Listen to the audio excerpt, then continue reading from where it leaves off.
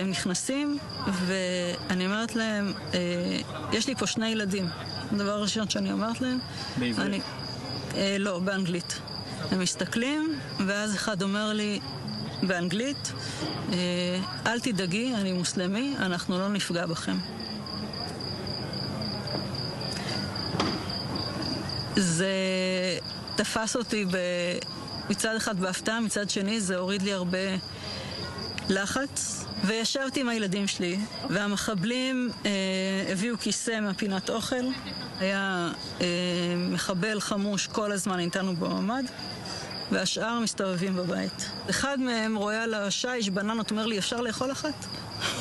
אמרתי לו, כן, אתה יכול לאכול אחת. מה הילדים אומרים? הגדול קצת יותר נלחץ, הקטנה לא ממש הזיז לה, הייתה עסוקה בטאבלט שלה. הם היו אצלי בערך 2 שעתיים. בסוף 2 השעתיים האלה, אחד מהם סוגר לי את דלת הממ"ד, והם יוצאים. זהו. וזהו.